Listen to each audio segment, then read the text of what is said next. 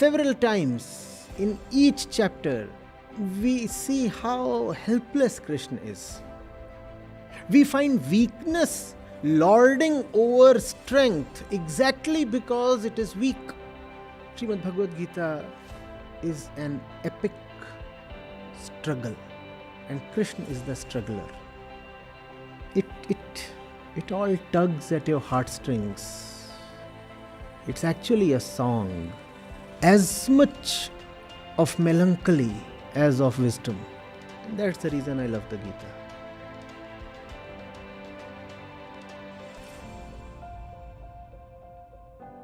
Namaste, Acharya ji. Namaste. Welcome, one and all. It's a very special session. We have with us today Acharya Prashant ji, and most of us we know Acharya Prashant ji very well. He is an alumnus of IIT Delhi, IIT and IIM Ahmedabad, and he's also an ex-civil services officer. And I myself have been following Acharya ji for a very long time. And what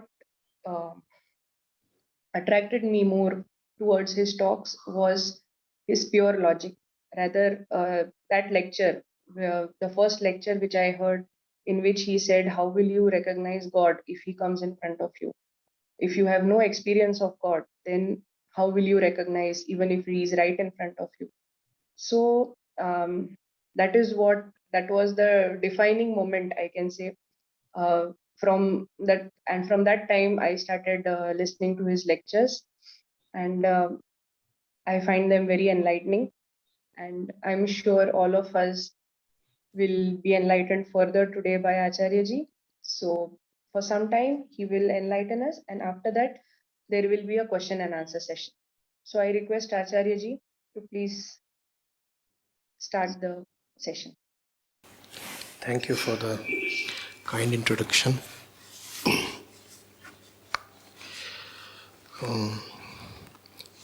There couldn't have been a more important topic than the one we have at hand today. Sanatan, Dharma and Vedanta. So there is Sanatan, Dharma and Vedanta. Sanatan first. All that is can be very neatly, very clearly classified into three. The timeless, Nitya, the eternal, Shashwat, and the time-bound. You could call that Vyavaharik, Pratibhasik, Mayavi, Kalabadh, anything. Purely only the truth is Sanatan.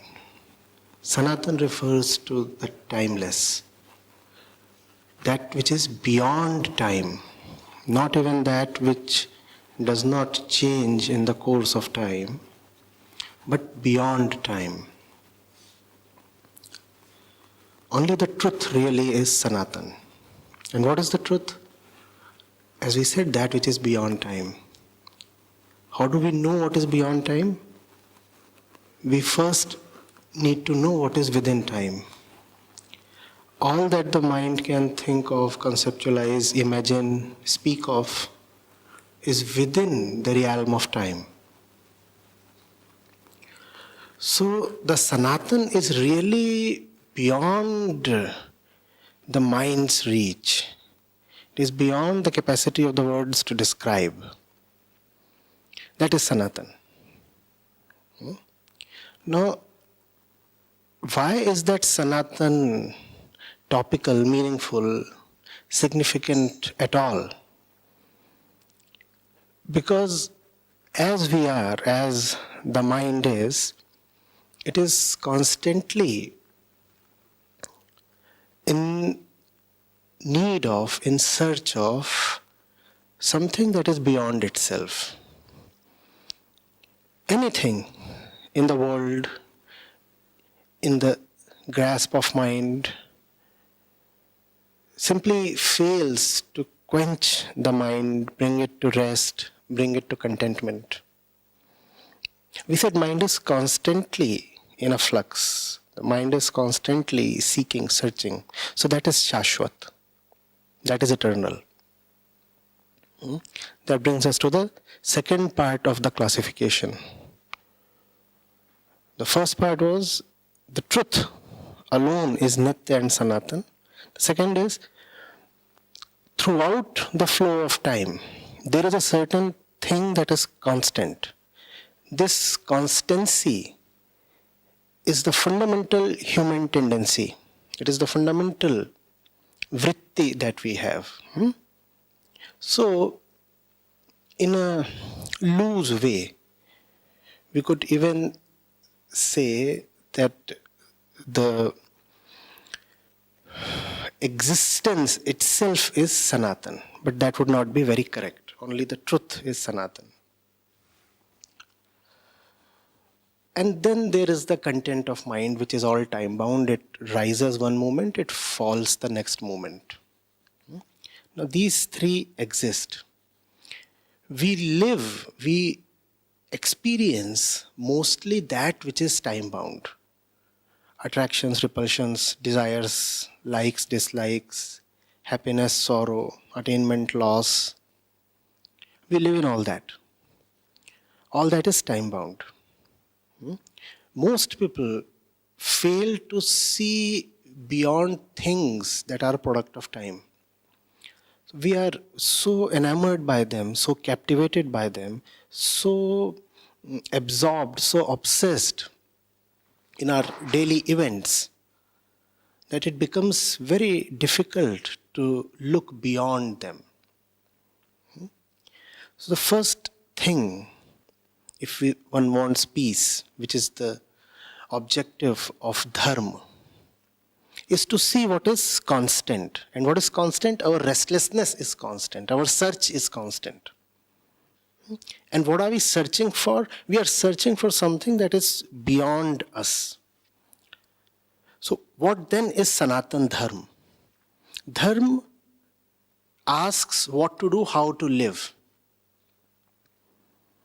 Who am I? And hence, what should I do? That's Dharma. Sanatan Dharma implies your only job, your only task or responsibility is to look for that which is beyond you. That is Sanatan Dharma. Nothing else should concern you. And hence only these two entities really matter. The truth, which is the destination of the seeker, and the seeking, which is a constant in the flow of time. What keeps changing? The modes and methods of seeking. The colors keep changing, the scenes keep changing, and the sounds, the background remains constant. It's as if we are asking for something without knowing what we are asking for. Therefore, we keep asking for it in 1,000 unconscious ways. The first step in the dharmic process is to recognize that irrespective of what we are doing, we are asking for just one thing. And the second step is to see that the one thing that we are asking for is not a thing within time. In fact, it is not a thing at all. That is Sanatan Dharma.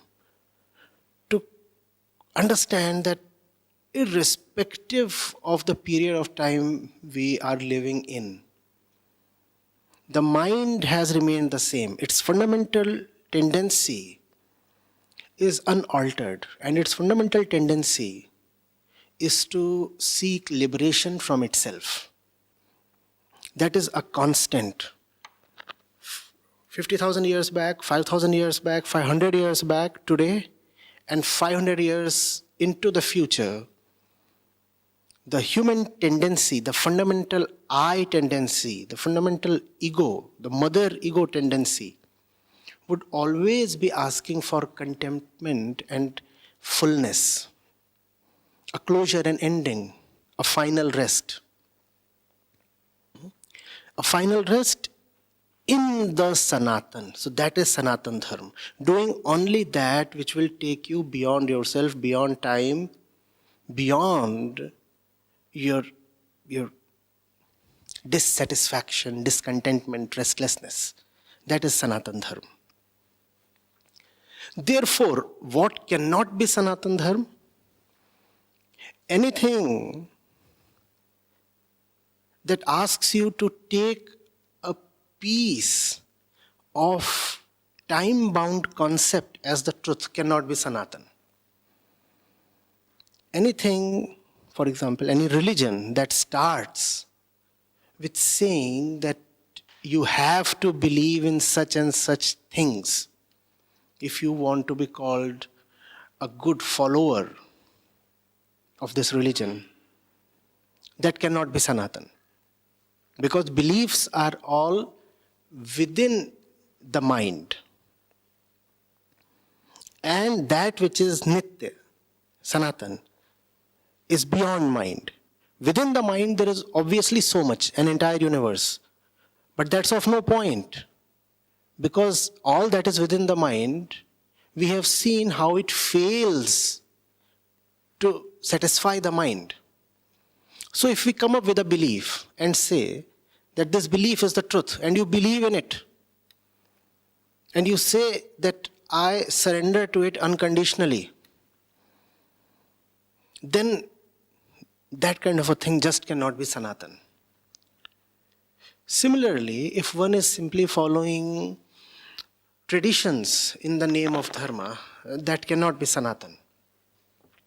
Because traditions come and go, we have seen that. Rituals come and go, we have seen that.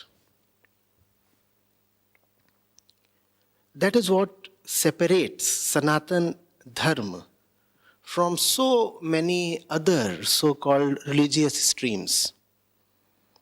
They might be religious, but they are not Sanatan. Because their allegiance, their devotion, their loyalty is not towards something that is beyond the mind. They are trying to give a high place, a lot of value and respect to stuff that is very much within the mind. And when you do that, that might console you, that might even satisfy you for a while, that might help a small or large group of people to organize below the umbrella of a shared belief. But that kind of a thing is not timeless, let alone eternal. It is not Sanatan. So, Sanatan Dharma, therefore, is very simple. It concerns itself only with two. One, that is beyond time, and the second, that which occupies all of time. Irrespective of the point of time one is located or situated or present in. Irrespective of age or gender or nationality or economic status, there is something common in all of us. And that commonality is not really the truth. It is rather the presence of that which is seeking the truth. Though we do not, in a very obvious way, in a very professed way, seek the truth. We rather seek peace. It's just that we often do not know that there can be no peace without truth. If you ask people what do you want, they'll say we are stressed out.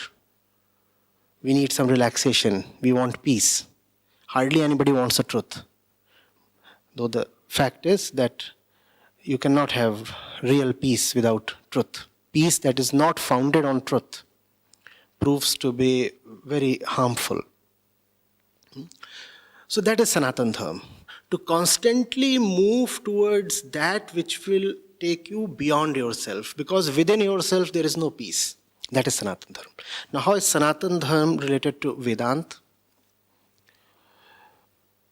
Vedanta talks exactly of these two only and has no place for miscellaneous stuff. There is the mind and there is the truth. The mind is referred to in myriad ways. The truth too is sometimes called the self, sometimes called Brahma, sometimes called Nitya. But it is very, very clear, irrespective of the breadth of Vedantic literature, that only these two are really present there.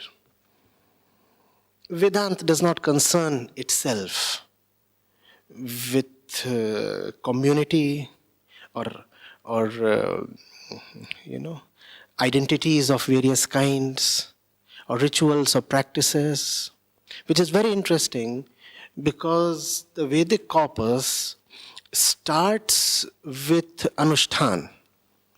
Anushtan meaning practice, ritual, karma kand, a lot of that. That's how the Vedas start in the mantra part, in the Sanghita part.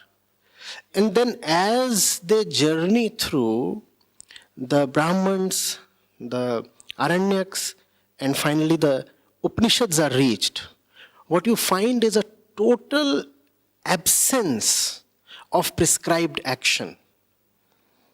There is no emphasis at all on do's and don'ts, on commandments, on worshipping in a certain way, on sacrifices, nothing. All of that is just gone by the time we come to the Upanishads. All that is left is a very relentless, very austere, very pure investigation into the truth by the mind. Only these two entities remain, the truth and the mind. Mind stuff is discarded as trivial. So truth, Sanatan, Nitya, timeless. Mind, Shashwat, eternal. And what is discarded is mind stuff, Kalbadh, time-bound. No heed, no respect is paid to what you think of, what your feelings are, what you are attached to, what you like, what you do not like, where you come from, how much money you have, how much knowledge you have, what's your gender, which community do you hail from. All these things are just kept aside. That is Vedanta. Therefore, you would see that what we call as Sanatan Dharma is nothing but Vedanta itself. One cannot be Sanatani if one is not a Vedanti. Without Vedanta, there would be the Sanatan. Obviously, the Sanatan is not dependent on anything, totally unconditional. But there would be no Sanatan Dharma. The Sanatan is unconditional, but Dharma is for man to tread.